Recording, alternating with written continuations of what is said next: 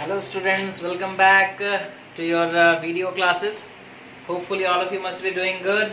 And students, in the last class we have studied about how to find out the square roots of different numbers and how to make a number perfect square. If it is not a perfect square, then what we should multiply or divide in order to make it a perfect square. Okay. And in today's class, student, we will discuss some interesting facts or patterns which we come across while studying the square numbers. Okay, so to begin with, we are having properties of perfect square. What are the properties of perfect square? Properties of perfect square.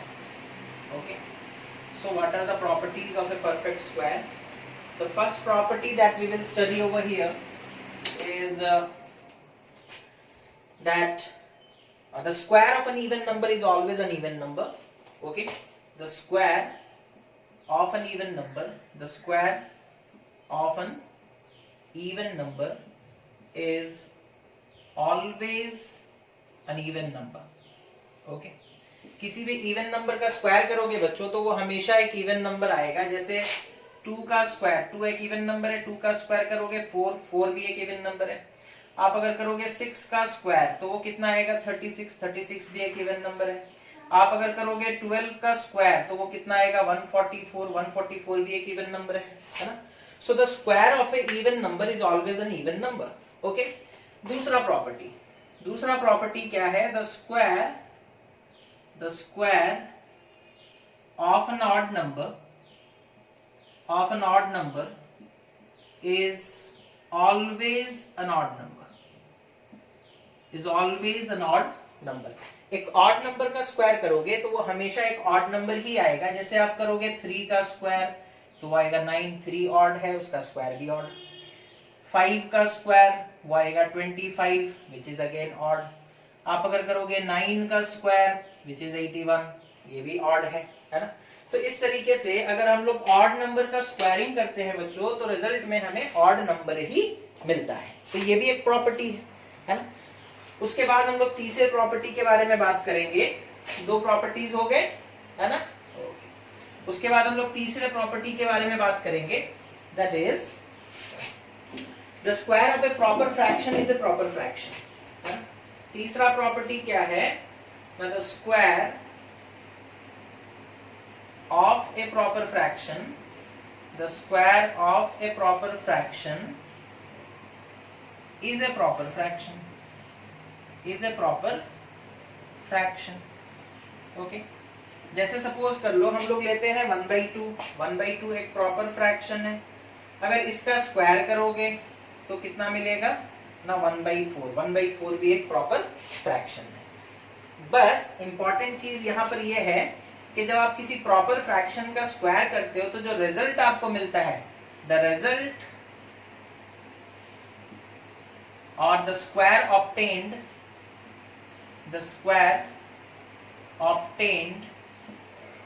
Is less than the fraction. उसका value fraction से कम होगा. Half का square के 1/4 आया बच्चों. 1/4 is less than 1/2. किसका square किए थे? 1/2 का किए थे. उसी तरीके से अगर हम लोग 2/3 का स्क्वायर करते हैं तो हमें कितना मिलेगा 4/9. And 4/9 is also less than 2/3. Compare कर सकते हो है ना. तो जब हम किसी प्रॉपर फ्रैक्शन का स्क्वायर करते हैं तो रिजल्ट हमें प्रॉपर फ्रैक्शन मिलता है और साथ ही साथ जो रिजल्ट मिलता है वो गिवन नंबर से भी छोटा होता है. ये तीसरा प्रॉपर्टी. ठीक है, अब आते हैं फोर्थ प्रॉपर्टी की तरफ. फोर्थ प्रॉपर्टी क्या है बच्चों? ना वो कहता है the square of A decimal fraction. This is the fourth property. The square of A decimal fraction.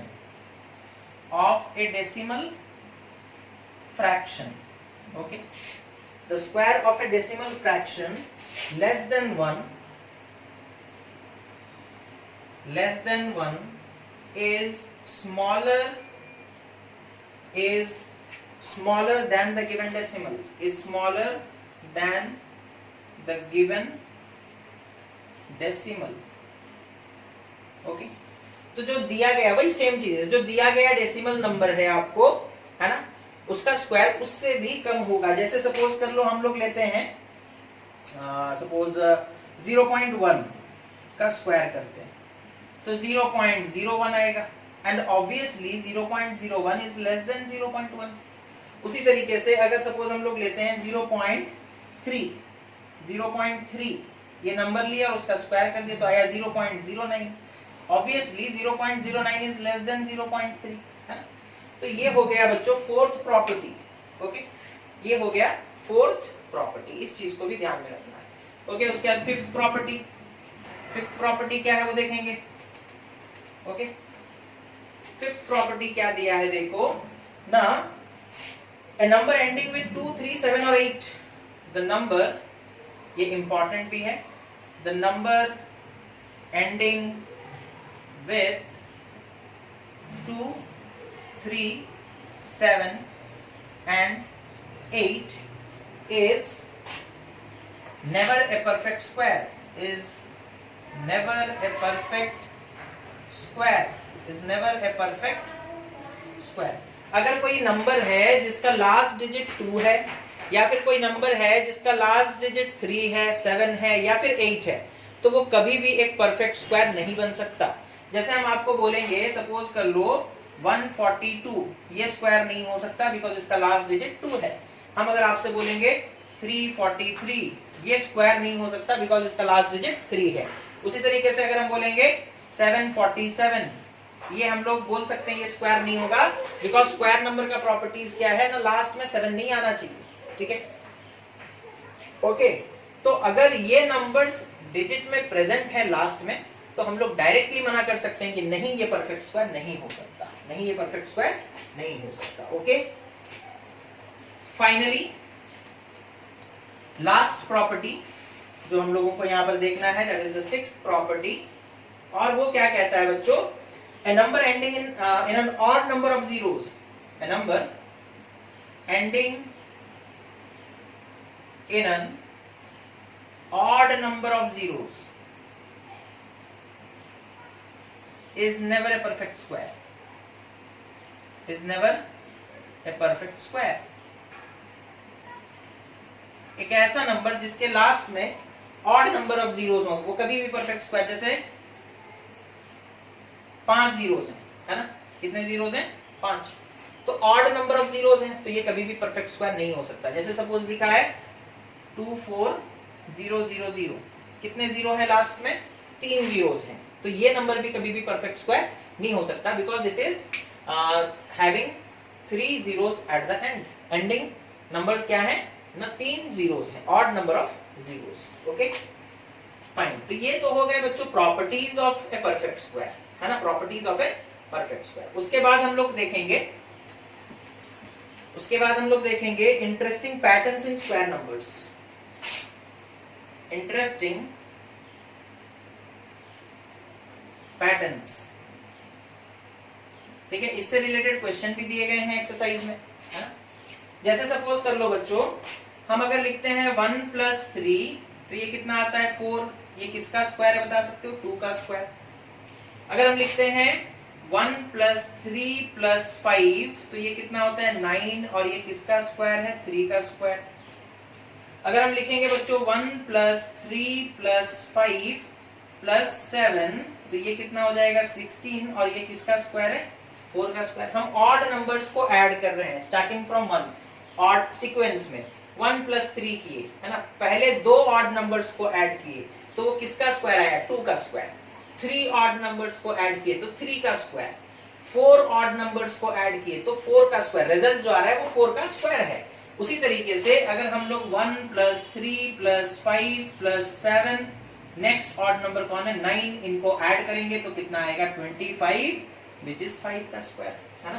तो फर्स्ट 5 ऑड नंबर्स को ऐड करने से हमें 5 का स्क्वायर मिल रहा है, फर्स्ट 4 ऑड नंबर्स को ऐड करने से 4 का स्क्वायर आ रहा है रिजल्ट। ओके, तो इससे हम लोगों को एक पैटर्न पता चल गया। ठीक है, that is for every natural number n, okay, for, यहां पर क्या लिखा है देखो, for every natural number n कोई भी एक नेचुरल नंबर हो सकता है, sum of first n odd numbers, sum of first n odd numbers, okay,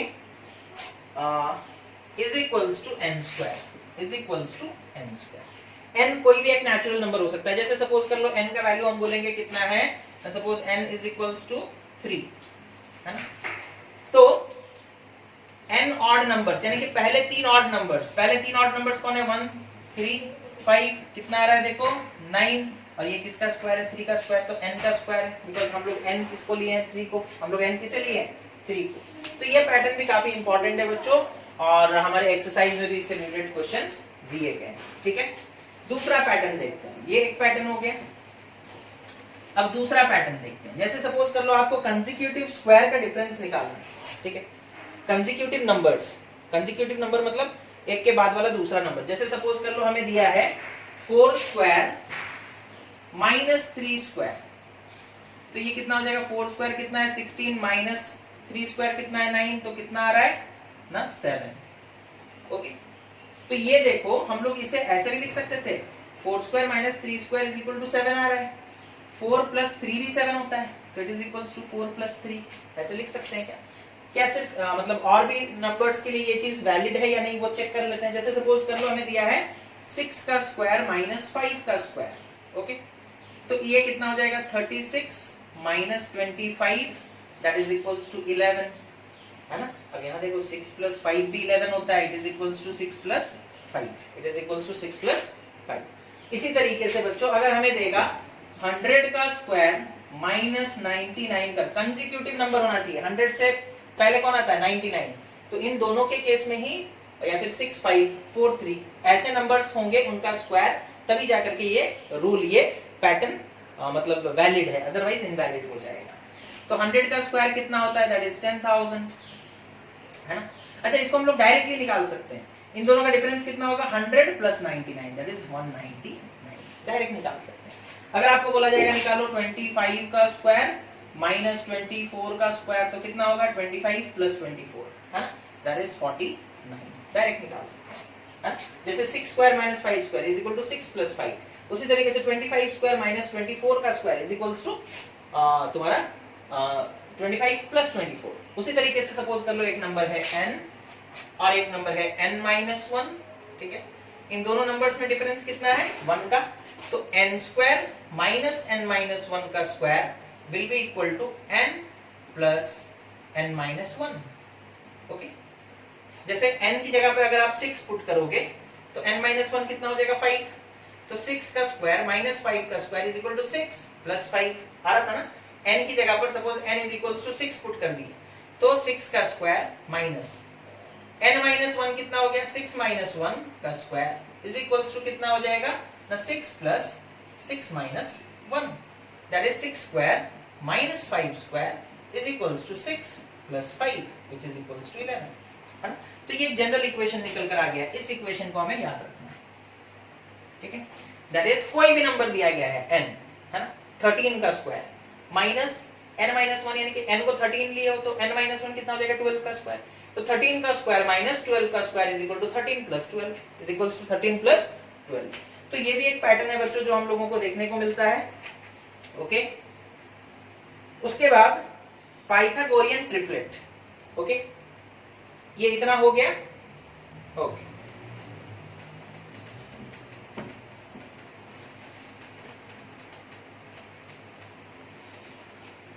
ठीक है, पहले देखो Pythagoras theorem.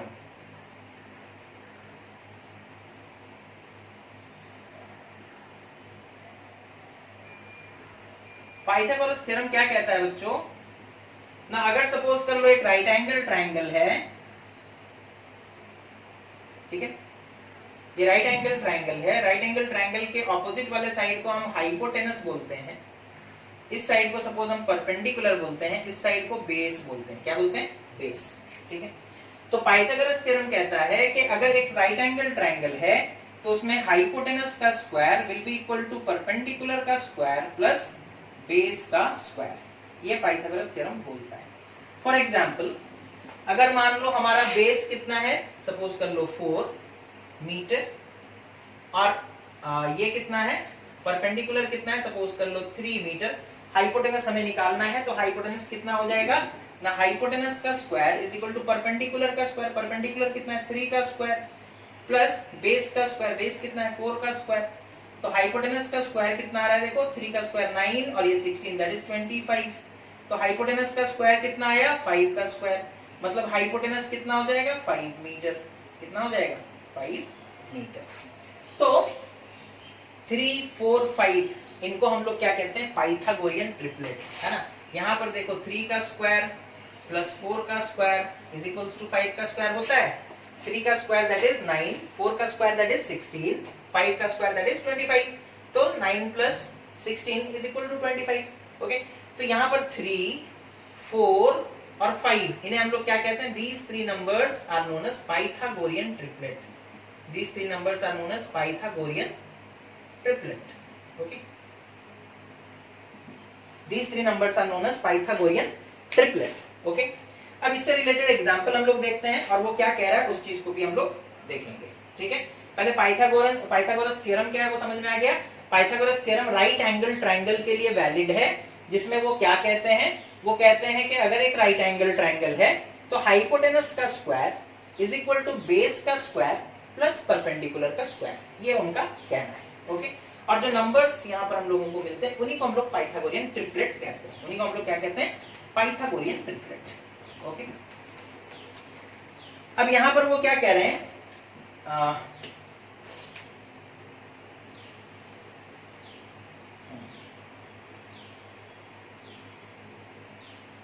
For every natural number, वो क्या कह रहे हैं देखो, for every natural number, okay, for every natural number m greater than 1, कोई भी एक नंबर है m नेचुरल नंबर है जिसका वैल्यू ग्रेटर देन 1 होना चाहिए, उसके लिए ये नियम है, we have 2m comma m square minus 1 comma m square plus 1, okay, as a Pythagorean triplet, as a Pythagorean triplet. Okay, इसे एग्जांपल लेकर हम लोग समझते हैं। ठीक है, वो क्या कह रहा है इस चीज को हम लोग एग्जांपल के थ्रू समझते हैं। देखो वो कह रहा है कि कोई भी एक नेचुरल नंबर ले लो m, सपोज हम एक नेचुरल नंबर ले लिए m जिसका वैल्यू ग्रेटर देन 1 होना चाहिए, तो हम ले लिए सपोज 3, या फिर सपोज हम ले लिए 6। ओके, 6 एक नेचुरल नंबर है ऑब्वियसली, है ना। अब वो बोल रहा है कि अब यहाँ पर m का वैल्यू हम कितना ले लिए बच्चों 6। ओके, वो बोल रहा है कि कोई भी नेचुरल नंबर तुम ले लो, अगर तुम उसका 2m करो, यानी कि 2 into m, that is 2 into 6 which is equals to 12।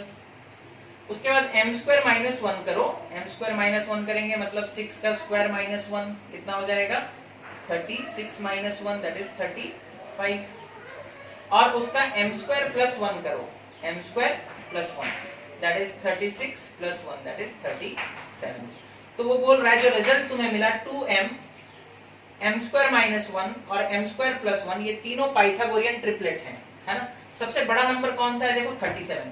हमेशा याद रखोगे जो सबसे बड़ा नंबर होता है वही होता है क्या ना, वही होता है हाइपोटेनस। ओके, तो 37 का square will be equal to 36 का स्क्वायर प्लस 12 का स्क्वायर, है ना। यहाँ पर देखो तो ये तीनों एक पाइथागोरियन ट्रिपलेट है, बिकॉज ये लोग पाइथागोरस थ्योरम को फॉलो करते हैं, बिकॉज ये लोग पाइथागोरस थ्योरम को फॉलो करते हैं। हम लोग और एक छोटा नंबर लेते हैं, जैसे सपोज कर लो हम लेंगे m is equals to 2, तो m is equals to 2 के लिए आप तीन चीज निकालो, एक 2m का वैल्यू निकालो, m का वैल्यू 2 है तो 2m का कितना हो जाएगा 4। अच्छा, m स्क्वायर माइनस 1 निकालो, m square minus 1, m square minus यानी कि 2 का स्क्वायर माइनस 1, 2 का स्क्वायर 4 माइनस 1 इज 3। ठीक है, उसके बाद m स्क्वायर प्लस 1 निकालो, m square plus 1, m square plus 1 कितना हो जाएगा दैट इज इक्वल्स टू हो जाएगा 2 का स्क्वायर प्लस 1 दैट इज 5। अब ये 4 3 और 5 ये तीनों कौन से नंबर है, पाइथागोरियन ट्रिपलेट है। ये तीनों कौन से नंबर है, पाइथागोरियन ट्रिपलेट। समझ में आ रहा है? हम लोग इससे पहले जो एग्जांपल लिए थे उसमें 4 3 5 आ रहा था, है ना? देख लो 5 का स्क्वायर इज इक्वल टू 3 का स्क्वायर प्लस 4 का स्क्वायर होता है या नहीं, चेक भी कर सकते हो। चेक कर लो 5 का स्क्वायर कितना होता है 25, 3 का स्क्वायर प्लस 4 का स्क्वायर कितना होता है 9 प्लस 16 विच इज आल्सो 25। तो हम लिख सकते हैं 3 का स्क्वायर प्लस 4 का स्क्वायर इज इक्वल्स टू 5 का स्क्वायर, है ना? तो ये तीनों पाइथागोरियन ट्रिपलेट है, 4 3 and 5 are Pythagorean triplet. Okay, और एक एग्जांपल ले लेते हैं हम लोग for any natural number. Suppose हम नेचुरल नंबर लिए 3, नेचुरल नंबर हम कौन सा लिए, लेट हमारा नेचुरल नंबर m कितना है 3। तो इस m के लिए हम तीन चीज निकालेंगे, 2m, m स्क्वायर माइनस 1 और m स्क्वायर प्लस 1। जो रिजल्ट आएगा वही होगा पाइथागोरियन ट्रिपलेट, है ना? तो 2m कितना हो जाएगा, देखो m का वैल्यू 3 है तो 2 into 3 that is equals to 6। m square minus 1, m का वैल्यू कितना है 3 तो 3 का square minus 1 that is equals to 8। m square plus 1 तो m का वैल्यू कितना है 3 तो 3 का square plus 1 that is equals to 10। Now 6, 8 and 10, क्या ये पाइथागोरियन ट्रिपलेट है? चेक कर लेते हैं। 10 का स्क्वायर कितना होता है, जो सबसे बड़ा है उसका स्क्वायर कर दो, कितना हो गया 100। ओके, 8 का स्क्वायर कितना होगा 64 और 6 का स्क्वायर कितना होगा 36। क्या 8 का स्क्वायर प्लस 6 का स्क्वायर 100 हो रहा है? हो रहा है। तो 8 स्क्वायर प्लस 6 स्क्वायर हम लिख सकते हैं 8 square plus 6 square is equals to 10 का स्क्वायर। ये तीनों पाइथागोरियन ट्रिपलेट है, ये तीनों क्या है, पाइथागोरियन ट्रिपलेट। समझ में आ गया? ओके, अब आगे बढ़ते हैं। ठीक है,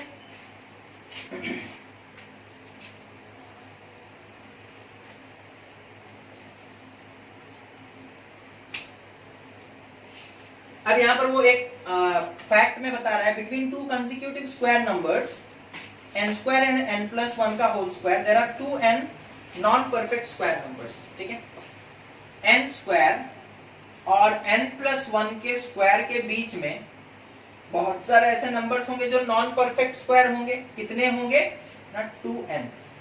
एग्जाम्पल लेते हैं, सपोज हम n का वैल्यू लेते हैं बच्चों 4। ठीक है, तो n का स्क्वायर कितना हो जाएगा 4 का square that is equal to 16, है ना? अच्छा, n प्लस 1 का स्क्वायर, n का वैल्यू कितना है 4, 4 प्लस 1 का स्क्वायर दैट इज 5 का स्क्वायर कितना आ रहा है 25। अब वो कह रहा है 16 और 25 के बीच में 17 है, 18 है, 19, 20, 21, 22, 23, 24, ये सब जो 17, 18, 19 ये सब क्या परफेक्ट स्क्वायर है? नहीं है। इनका संख्या कितना है वो बता रहा है ना, वो कह रहा है 2n। n कितना लिए थे ना 4, तो 2 into 4 दैट इज 8, है ना? 16, 17, 18, 19, 20, 21, 22, 23, 8 नॉन परफेक्ट स्क्वायर्स हैं, 8 नॉन परफेक्ट स्क्वायर। उसी तरीके से अगर हम लोग लेते हैं n का वैल्यू 8 तो n प्लस 1 कितना हो जाएगा 9। अच्छा, पहले n का स्क्वायर कर लो, हमें क्या चाहिए n स्क्वायर। n स्क्वायर कितना हो जाएगा 8 का स्क्वायर दैट इज 64, 9 का स्क्वायर कितना हो जाएगा दैट इज n प्लस 1 का स्क्वायर कितना हो जाएगा ना 81। अब 64 से लेकर के 81 के बीच में बहुत सारे ऐसे नंबर्स हैं जो नॉन परफेक्ट स्क्वायर हैं और उनका संख्या कितना है ना 2n। n कितना लिए थे 8, तो that is 16, 2 into 8 that is 16।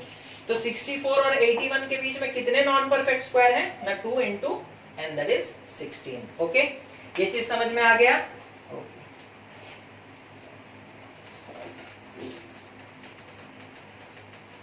उसके बाद using identity that is a plus b का whole square is equal to a square plus b square plus 2ab, evaluate the following numbers, है ना? वो बोल रहा है एक फॉर्मूला है that is a plus b का होल स्क्वायर को हम लोग लिख सकते हैं a square plus b square plus 2ab। इस फॉर्मूला को यूज करके हमें स्क्वायर फाइंड आउट करने हैं।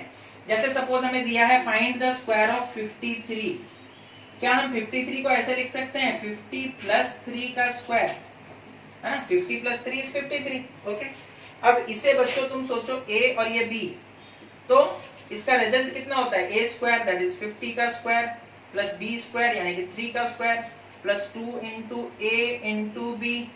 ठीक है, तो 50 का स्क्वायर हो गया 2500 प्लस 3 का स्क्वायर हो गया 9 plus 2 into 50 that is 100, 100 into 3 that is 300। Okay, तो ये 2809 आ रहा है। कितना आ रहा है?